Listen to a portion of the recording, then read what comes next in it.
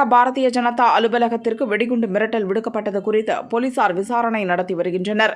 சென்னை தியாகராய நகரில் உள்ள பாரதிய ஜனதா கட்சி தலைமை அலுவலகத்திற்கு தொலைபேசி மூலம் வெடிகுண்டு மிரட்டல் விடுக்கப்பட்டது. இதனையடுத்து பாரதிய ஜனதா கட்சி அலுவலகத்தில் வெடிகுண்டு நிபுணர்கள் சோதனை நடத்தினர். சோதனையில் வெடிகுண்டு எதுவும் சிக்கவில்லை. டெலிபோன் செய்தி வெறும் புரளி என தெரியவந்தது. மேற்கு மாம்பலம் போலீசார் விசாரணை நடத்தி வருகின்றனர். லோக்சபா தேர்தலில் அதிமுக போட்டியிட்ட அனைத்து தொகுதியிலும் தோல்வியடைந்தது. இதனையடுத்து தேர்தல் முடிவுகள் தொடர்பாக எடப்பாடி பழனிசாமி கட்சி நிர்வாகிகளுடன் ஆலோசனை நடத்தவுள்ளார். இதற்காக வரும் 10ஆம் தேதி முதல் 19ஆம் தேதி வரை சென்னை ராயப்பேட்டையில் உள்ள அதிமுக அலுவலகத்தில் கட்சி நிர்வாகிகளுடன் எடப்பாடி ஆலோசனை நடத்தவுள்ளார். கூட்டத்தில் தோல்விக்கான காரணம், கட்சியில் எடுக்க வேண்டிய நடவடிக்கைகள், வரும் தேர்தலை எதிர்கொள்வது குறித்து ஆலோசனை நடத்துகிறார். அதிமுக பொதுச் செயலாளர் எடப்பாடி பழனிசாமி அவதூறாக விமர்சித்த பாரதிய ஜனதா கட்சி தலைவர் அண்ணாமலையை கண்டித்து புதுச்சேரியில் அதிமுக சார்பில் கண்டன ஆர்ப்பாட்டம் நடைபெற்றது. புதுச்சேரியில் நடந்த ஆர்ப்பாட்டத்தில் அதிமுக தொண்டர்கள் அண்ணாமலையின் உருவப்படத்தை ஏந்தி கோஷங்கள் எழுப்பினர். பின்னர் படத்தை தீயிட்டு கொளுத்த முயன்றனர். போலீசார் அவர்களை தடுக்க முயன்றதால் திடீர் பரபரப்பு ஏற்பட்டது. தமிழக பகுஜன் சமாஜ் கட்சியின் தலைவர் ஆம்ஸ்ட்ராங் சென்னை பெரம்பலூரில் உள்ளார். இவர் வீட்டின் அருகே பைக்கில் வந்த 6 பேர் கொண்ட கும்பல் இவரை கொடூரமாக அரிவாளால் வெட்டினர். படுகாயமடைந்த ஆம்ஸ்ட்ராங் மருத்துவமனைக்கு கொண்டு செல்லும் வழியில் இறந்தார். தப்பி ஓடிய 6 பேர் கொண்ட கும்பலை பெரம்பூர் போலீசார் தேடி வருகின்றனர். காரைக்குடி அழகப்பா பல்கலைக்கழக வரலாற்றுத் துறையில் கருணாநிதியின் 100ஆண்டு விழா நடந்தது. இதில் திருச்சி சிவா எம்பி பங்கேற்றார். பின்னர் செய்தியாளர்களை சந்தித்த அவர், புதிய சட்ட மசோதா திருத்தத்தால் எந்த பயனும் இல்லை, போலீஸ்காரர்களுக்கு அதிகாரத்தை கூட்டியுள்ளனர், அனைவரும் கூறும் திருத்தங்களோடு சட்ட மசோதாவை நிறைவேற்றினால் ஆட்சேபனை இல்லை என தெரிவித்தார். கோவை CSI இமானுவேல் ஆலயத்தின் பாதிரியார் பிரின்ஸ் கால்வின். இவர் திருச்சபை கூட்டத்தில் மத நல்லிணக்கத்தை குலைக்கும் வகையில் இந்து மதம் பற்றியும் அதன் வழிபாட்டு முறை பற்றியும் அவதூறாக பேசியிருந்தார். இது வலைத்தளங்களில் வைரலானது. போலீசார் 3 பிரிவுகளின் கீழ் பாதிரியார் மீது வழக்கு பதிவு செய்து விசாரணை மேற்கொண்டு வருகின்றனர். இந்நிலையில் CSI ஆலய உறுப்பினர்கள் 100க்கும் மேற்பட்டோர் ஆலய வளாகத்தில் உள்ளிருப்பு போராட்டத்தில் ஈடுபட்டு பாதிரியாரை கைது செய்ய வேண்டும் என வலியுறுத்தி வருகின்றனர். தென்மேற்கு பருவமழை காரணமாக கர்நாடகாவில் தொடர்ந்து பெய்து வரும் மழையால் அணைகளின் நீர்மட்டம் அதிகரித்துள்ளது. 124.80 அடி கொண்ட KSR அணையின் நீர்மட்டம் 99.70 அடியாக உள்ளது. இந்த அணையில் 22.27 TMC தண்ணீரும், கபினி அணையில் 17.25 TMC நீரும் உள்ளன. காவிரி படுகையில் உள்ள ஹேமாவதி அணையில் 15.83 TMCயும், ஹரங்கி அணையில் 4.58 TMC தண்ணீரும் உள்ளது. 24 மாநிலங்கள் மற்றும் யூனியன் பிரதேசங்களுக்கான பொறுப்பாளர்களை பாரதிய ஜனதா நியமித்துள்ளது. இந்த பட்டியலில் தமிழ்நாட்டின் பொறுப்பாளர் பெயர் இடம்பெறவில்லை. புதுச்சேரி மாநில பொறுப்பாளராக நிர்மல்குமார் கரானா மீண்டும் நியமிக்கப்பட்டுள்ளார். கேரள மாநில பொறுப்பாளராக பிரகாஷ் ஜவடேகரும், கர்நாடக மாநில பொறுப்பாளராக ராதா மோகன்தாஸ் அகர்வாலும் நியமிக்கப்பட்டுள்ளனர். ராணிப்பேட்டை மாவட்டம் சோளிங்கர் மற்றும் சுற்றுவட்டார பகுதிகளில் மாலை திடீரென காற்றுடன் பலத்த மழை பெய்தது.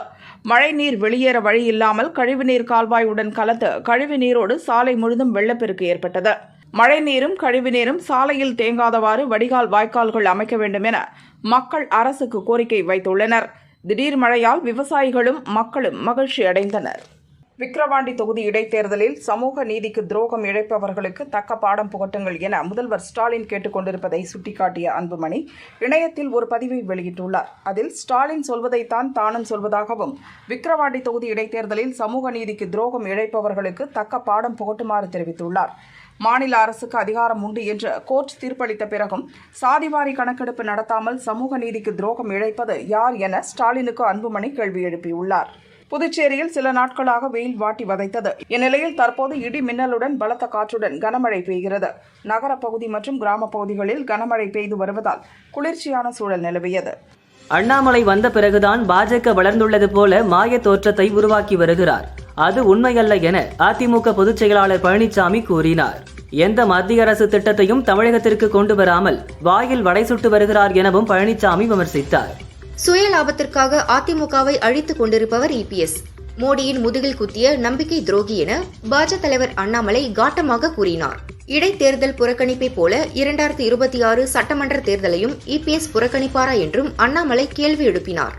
எல்லோரும் இணைந்து மற்றும் கூட மக்கள் இங்கே ஒரு மௌன புரட்சிக்கு தயாராகிக் கொண்டிருக்கின்றார்கள். அதிமுக முன்னாள் அமைச்சர் எம்.ஆர். விஜயபாஸ்கர் ஆதரவாளர்கள் 4 பேர் வீடுகளில் சிபிசிஐடி போலீசார் சோதனையில் ஈடுபட்டுள்ளனர்.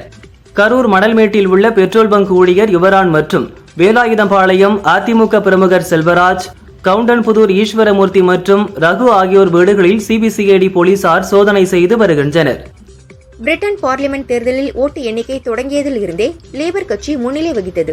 மொத்தமுள்ள 650 இடங்களில் பெரும்பான்மைக்கு 326 இடங்களில் வெற்றி பெற வேண்டும். லேபர் கட்சி 412 இடங்களில் வெற்றி பெற்றுள்ளது.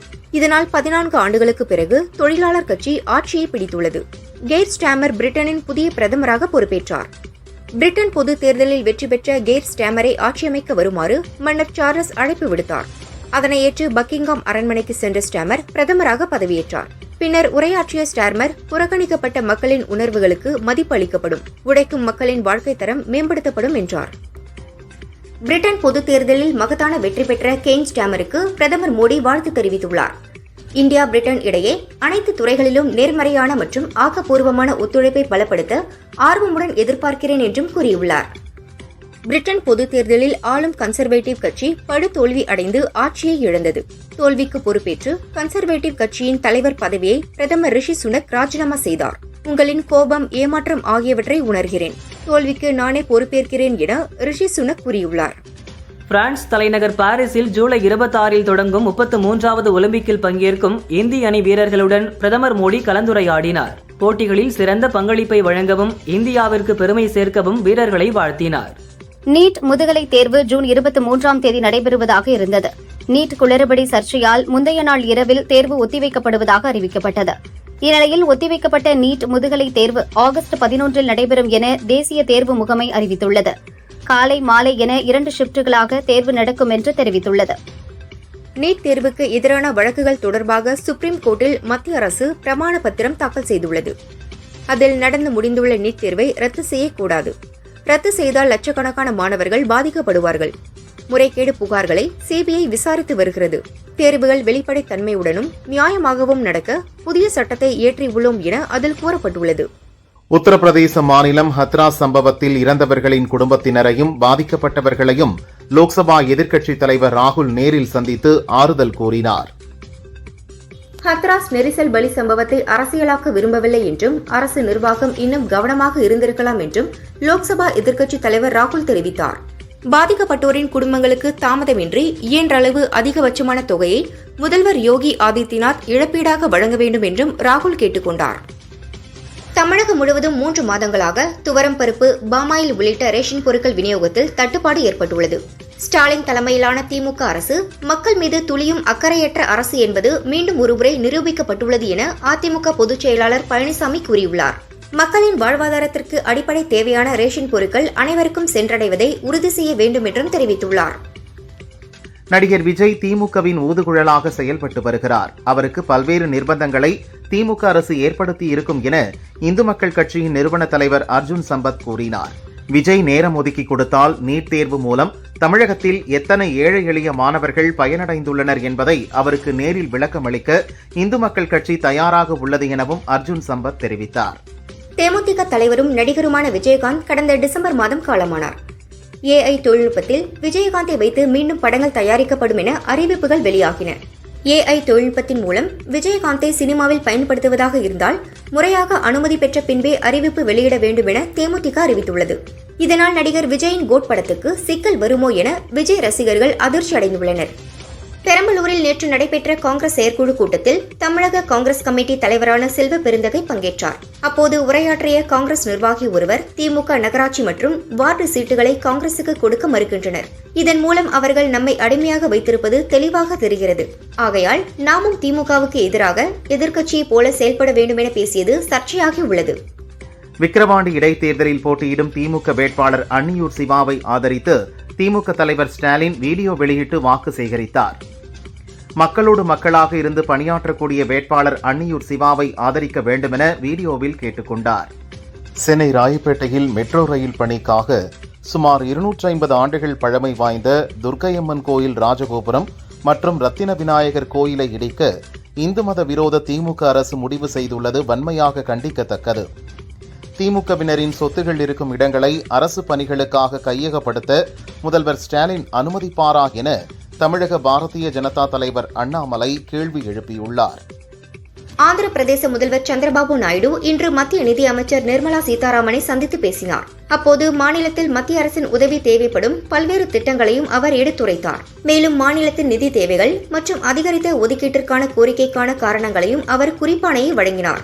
தவறான தகவல்களையும் தேவையற்ற கண்டனங்களையும் தெரிவிப்பதை எதிர்க்கட்சித் தலைவர் பழனிசாமி நிறுத்திக் கொள்ள வேண்டும் என சட்டத்துறை அமைச்சர் ரகுபதி தெரிவித்தார். இறந்த ஜெயராமன் அதிக அளவு மதுப்பழக்கம் உள்ளவர். புற்றுநோய்க்கு சிகிச்சை பெற்று வந்த நிலையில் சிகிச்சை பலனின்றி இறந்துள்ளார். இந்த சம்பவத்தை கள்ளச்சாராய மரணம் என்று கூறி இறப்பிலும் அரசியல் ஆதாயம் தேட பார்க்கிறார் EPS என்றார். அயோத்தி ராமர் கோயிலில் அர்ச்சகர்கள் அனைவரும் காவி நிறத்தில் மேலாடை, தலைப்பாகை மற்றும் வேட்டி அணிந்திருந்தனர். தற்போது கோயிலில் பல்வேறு மாற்றங்கள் செய்யப்பட்டு வரும் நிலையில் முதல் மாற்றமாக அர்ச்சகர்கள் உடையின் நிறம் மாற்றப்பட்டுள்ளது. பழம்பெரும் கலாச்சாரத்தை பின்பற்றி இனி மஞ்சள் நிற உடையை அணிவார்கள் என ஸ்ரீ ராம ஜென்மபூமி தீர்த்த சேத்திரத்தின் அறக்கட்டளை நிர்வாகம் தெரிவித்துள்ளது.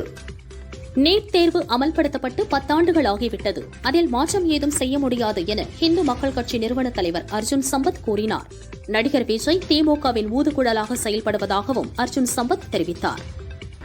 மருத்துவ படிப்பு வியாபாரமாக இருந்தது. 50 லட்சம் 60 லட்சத்துக்கு MBBS அது விற்பனை செய்யப்பட்டு வந்தது.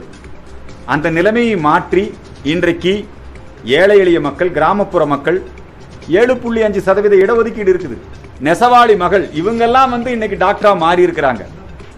இவர் ஜோசப் விஜய் அந்த விவரங்கள்லாம் தெரிஞ்சுக்காம இந்தியாலேயே தமிழ்நாட்டை சார்ந்த மாணவர்கள் நீட் தேர்வில் அகில இந்திய அளவில் சாதனை படைத்திருக்கிறார்.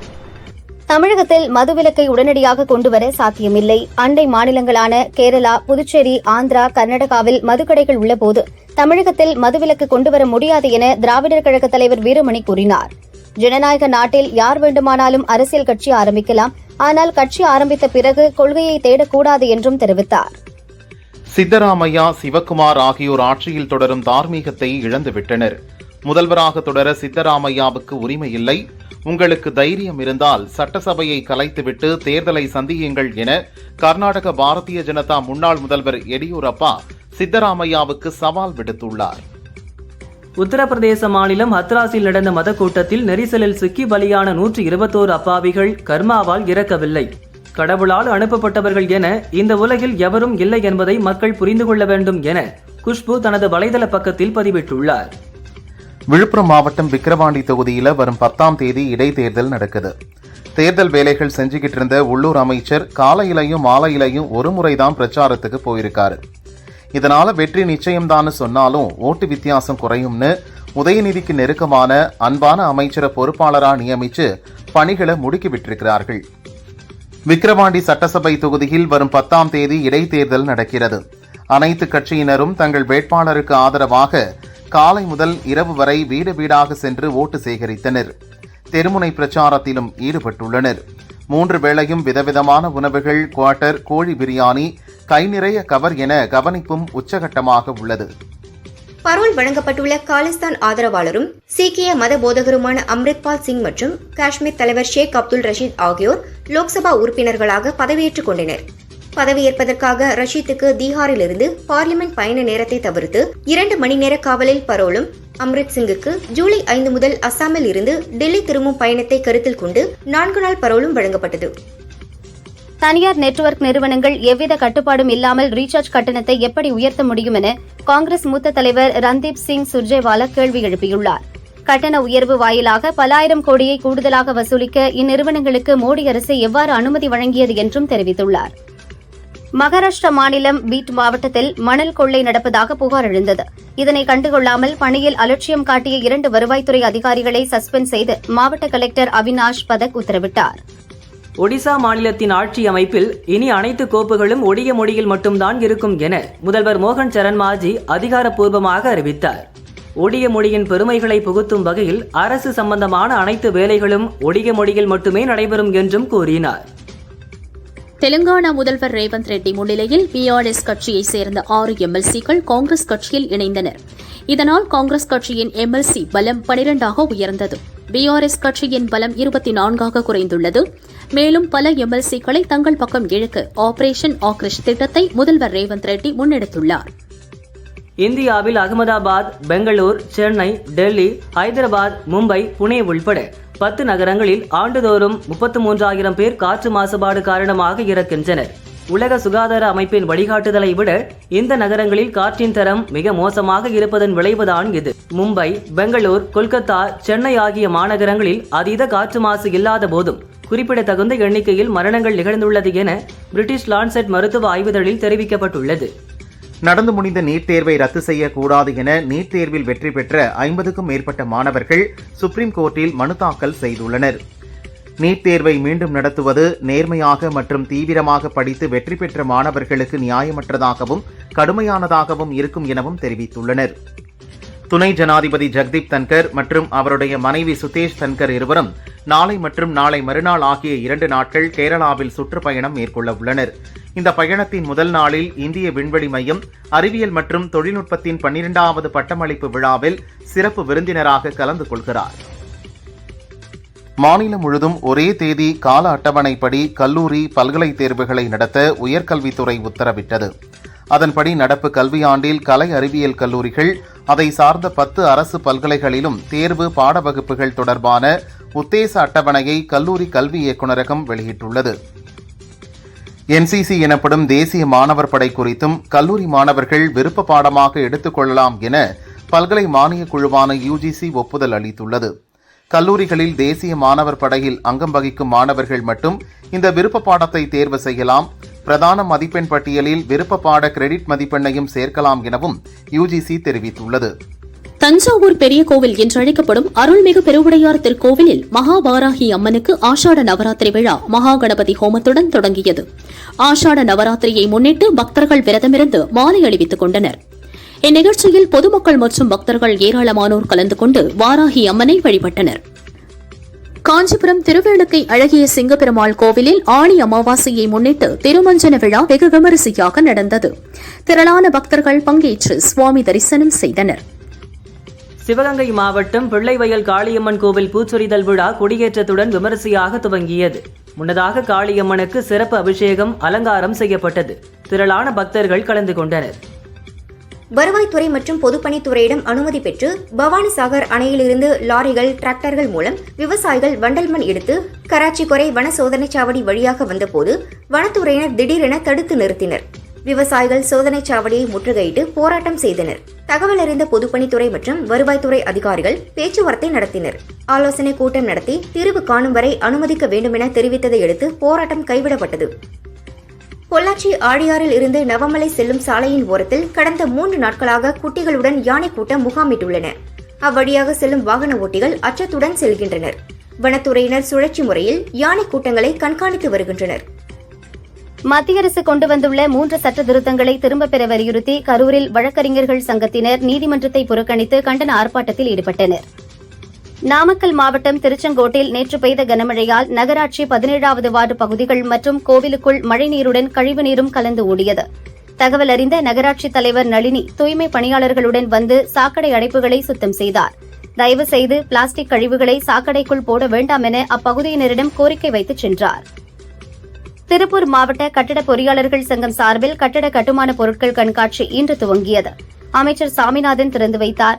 கட்டுமானம் உட்பட வீட்டு உபயோகப் பொருட்கள் சம்பந்தமாக 150க்கும் மேற்பட்ட ஸ்டால்கள் அமைக்கப்பட்டுள்ளது. ஓசூர் சிப்காட் போலீஸ் ஸ்டேஷனுக்குட்பட்ட ஜுஜுவாடி முதல் அண்ணாமலை நகர் வரையுள்ள தேசிய நெடுஞ்சாலையில் 20 லட்சம் ரூபாய் மதிப்பிலான 171 CCTV கேமராக்கள் 66 இடங்களில் பொருத்தப்பட்டுள்ளன. இந்த கேமராக்களின் செயல்பாடுகளை இன்று துவக்கி வைத்த மாவட்ட SP தங்கதுரை 157 வழக்குகள் CCTV கேமரா காட்சிகள் மூலம் கண்டுபிடிக்கப்பட்டது என்றார். பிரபல தெலுங்கு நடிகர் ராஜ் தருண் மீது ஹைதராபாத் நார்சிங் போலீஸ் ஸ்டேஷனில் லாவண்யா என்ற இளம்பெண் புகார் அளித்துள்ளார். 11 ஆண்டுகள் தன்னுடன் வாழ்ந்துவிட்டு இப்போது வேறு ஒரு நடிகையுடன் தொடர்பில் உள்ளார். அது மட்டுமின்றி தனக்கு கொலை மிரட்டலும் விடுக்கிறார் என லாவண்யா தெரிவித்துள்ளார். காஞ்சிபுரம் மாநகராட்சி மேயராக திமுகவை சேர்ந்த மகாலட்சுமி உள்ளார். இவர் மீது திமுக கவுன்சிலர்களை அதிருப்தியில் உள்ளனர். மேயர் மகாலட்சுமிக்கு எதிராக திமுக கவுன்சிலர்கள் நம்பிக்கையில்லா தீர்மானம் கொண்டுவர வேண்டும் என கடந்த மாதம் மாநகராட்சி கமிஷனர் கலெக்டரிடம் மனு அளித்தனர். இப்போது மீண்டும் காஞ்சிபுரம் கலெக்டர் கலைச்செல்வியிடம் ஒட்டுமொத்த கவுன்சிலர்களும் புகார் அளித்துள்ளனர். வேலூரில் தனியார் ஹோட்டலில் சர்வதேச தொழில் முனைவோர் 2024 மண்டல அளவிலான கூட்டம் கலெக்டர் சுப்புலட்சுமி தலைமையில் நடைபெற்றது. இதில் கலந்து கொண்ட தொழிலதிபர்கள் தொழில் முனைவோர்களுக்கு மின் இணைப்பு மீட்டர் இல்லை, டிரான்ஸ்பார்மர் இல்லை என கூறி மின்வாரியத்துறையினர் அலைகழிப்பதாகவும் அதனால் கோடிக்கணக்கில் இழப்பு ஏற்படுவதாகவும் கூறினர்.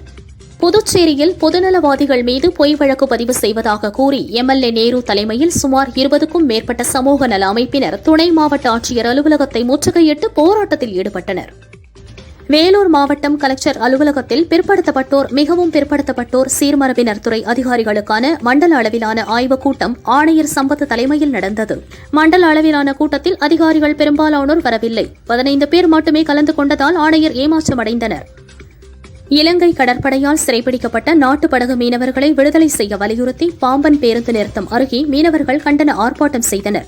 25 மீனவர்கள் மற்றும் 4 நாட்டு படகுகளை மீட்க மத்திய மாநில அரசை வலியுறுத்தி கோஷங்கள் எழுப்பினர். ராமேஸ்வரம் ராமநாத சுவாமி கோயிலில் இன்று ஆனி மாத அமாவாசையை முன்னிட்டு தீர்த்த கடற்கரையில் ஏராளமானோர் ஒன்று கூடி முன்னோர்களுக்கு திதி மற்றும் தர்ப்பணம் கொடுத்து வழிபாடு செய்தனர். தொடர்ந்து கோயிலுக்குள் காவேரி, சேது மாதவர், மகாலட்சுமி உள்ளிட்ட 22 புனித தீர்த்தங்களில் புனித நீராடி நீண்ட வரிசையில் காத்திருந்து ராமநாத சுவாமி மற்றும் பர்வதவர்தினி அம்பாளை தரிசனம் செய்தனர். காரைக்குடி சேர்வார் ஊரணி பகுதியில் கஞ்சா விற்பனை செய்ததாக இளைஞரை கைது செய்ய சென்ற தனிப்படை காவலர்களை கைது செய்ய விடாமல் தடுத்து பெண்கள் வாக்குவாதம் செய்தனர்.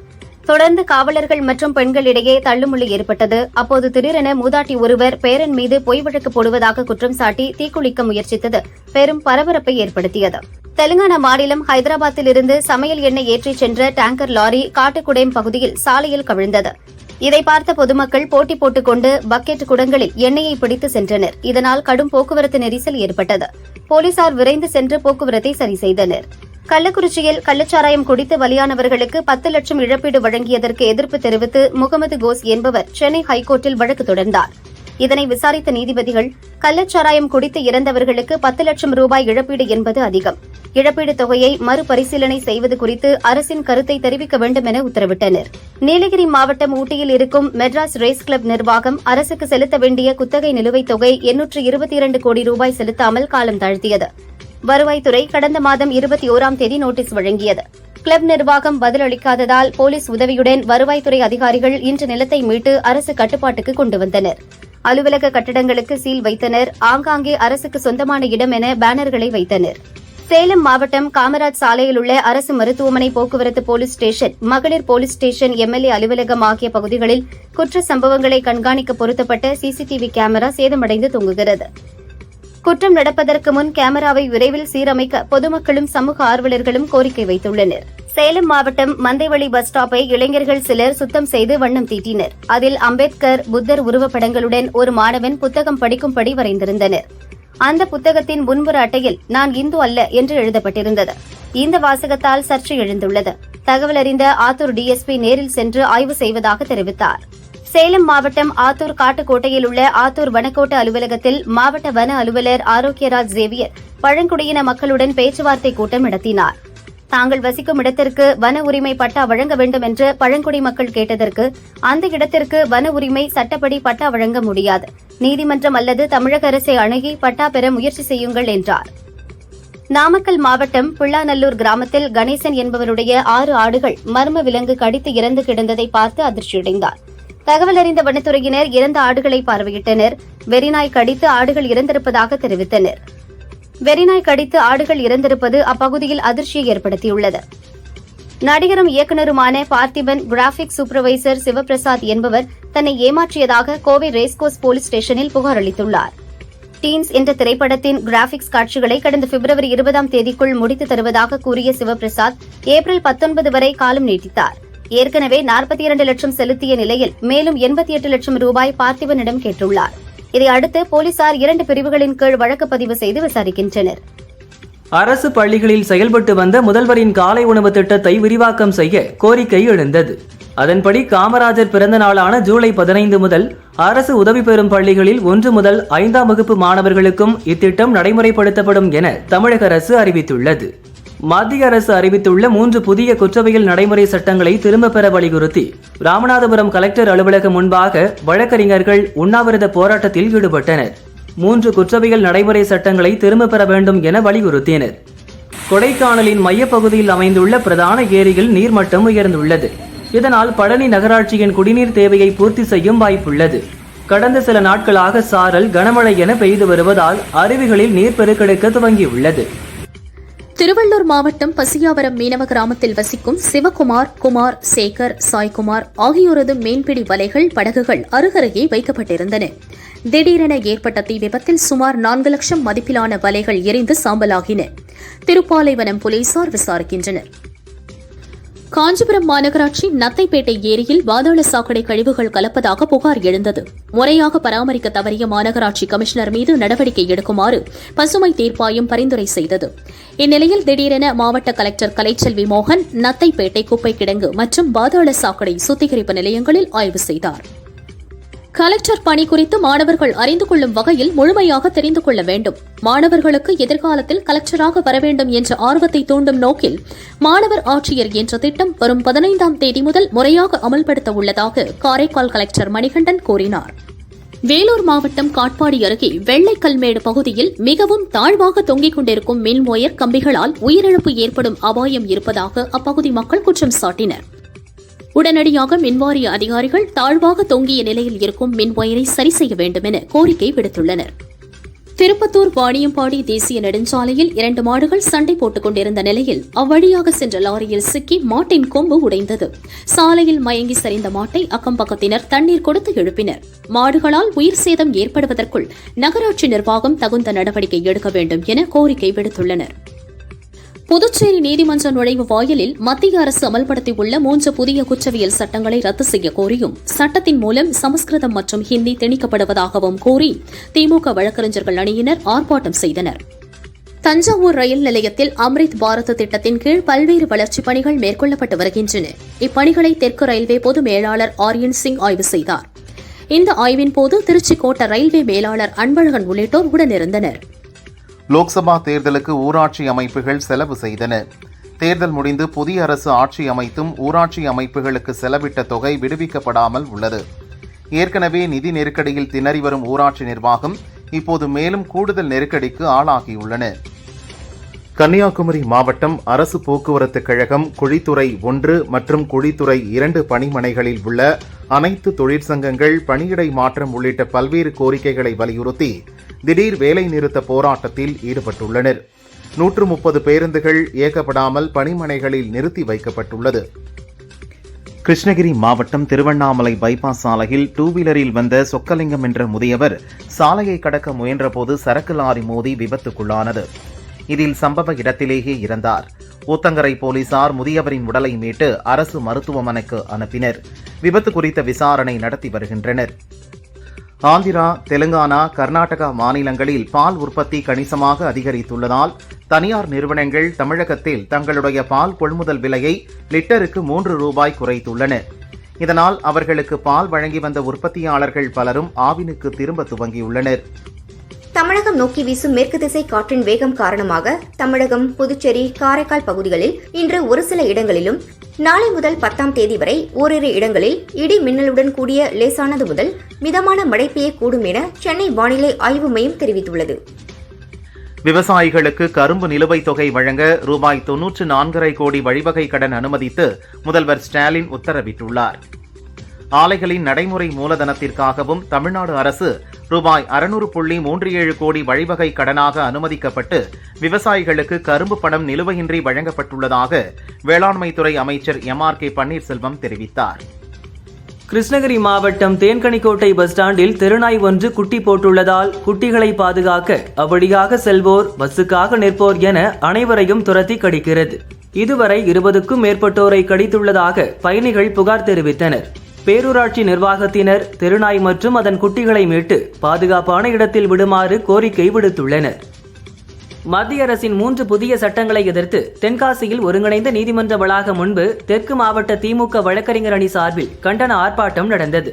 வழக்கறிஞர்கள் 3 புதிய சட்டங்களையும் வாபஸ் பெற கோரி கண்டன கோஷங்கள் எழுப்பினர். சிவகங்கை மாவட்டம் காரைக்குடி அருகே இலுப்பக்குடி ஸ்ரீ நொண்டி முனீஸ்வரர் 48ஆம் ஆண்டு பூச்சொரிதல் விழாவை முன்னிட்டு இரட்டை மாட்டு வண்டி பந்தயம் மற்றும் குதிரை வண்டி பந்தயம் நடைபெற்றது. சிவகங்கை, புதுக்கோட்டை, ராமநாதபுரம் மாவட்டங்களைச் சேர்ந்த 36 ஜோடி காளைகள், 11 குதிரை வண்டிகள் கலந்து கொண்டன.